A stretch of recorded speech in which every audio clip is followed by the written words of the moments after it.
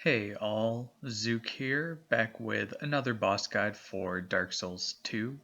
This time we're looking at the Old Dragonslayer found at the Cathedral of Blue and Hades Tower of Flame.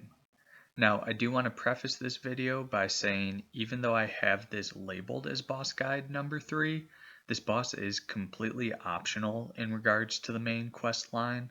The reason why I have it as boss number 3 is because when I'm doing all bosses and have to defeat this boss at some point, I try to get him out of the way early since this boss drops the old Leo ring, which is a huge damage boost to thrust weapons like the rapier, and I want to make sure that I defeat him before I take on the Dragon Rider on the other side of Hades Tower, since all the sleeping Hade Knights will be aggroed once the Dragon Rider is defeated, making the run up to this boss significantly more difficult.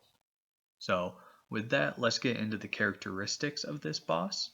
Note that he isn't particularly weak to any of the elements, and he actually resists dark damage. I wouldn't waste any resins on this fight, but you may consider using an early bright bug for this boss if you happen to buy one from Melentia already. Still, he's quite feasible to fight without using one. In your inventory slots, I would recommend just having life gems or your Estus flask, since this boss does have some pretty egregious hitboxes that might have you trying to heal up in between his attacks. As far as the rings that you would want equipped, you'll see me use the Silver Serpent +1 and the Ring of Blades. If you've explored, you may also use the Chloranthy ring from Forest of Fallen Giants, or even the Chloranthy +1 if you've already made it to the Shaded Woods at this point. Other options could be the Ring of Restoration or Ring of Binding as rings that help you out on the defensive side. For my weapon, I choose to use the rapier as a fast weapon that has an average reach. I end up using this weapon for most bosses unless they are much weaker to a certain attack style. You also might consider buying a weapon that has a long reach, such as the spear, which you can buy from Linegrast, the halberd, which could be picked up in Forest of the Fallen Giants, or the scythe or winged spear can be bought from Macduff. I've also taken the time at this point to upgrade the rapier to +4 with shards that I collected in Forest of Fallen Giants. So with all of these recommendations out of the way, let's take a look at some of the attacks you'll see from this boss before we check out an example of a no damage fight.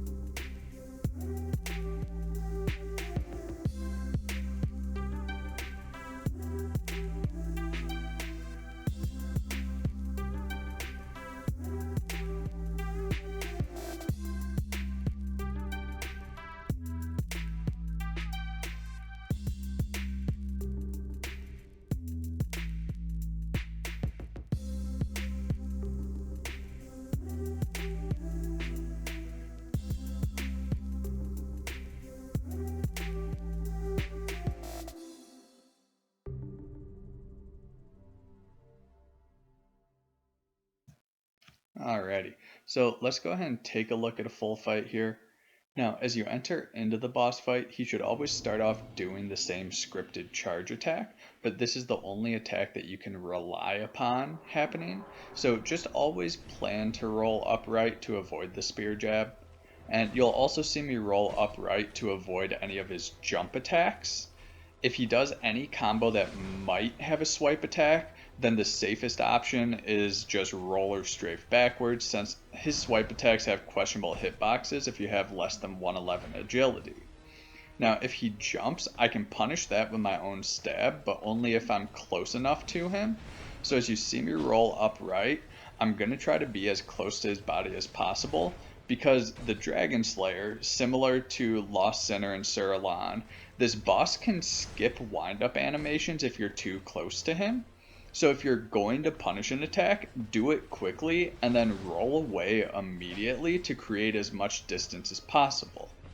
You'll also notice that I'm always letting the boss run up to me, and I very rarely move forwards towards him.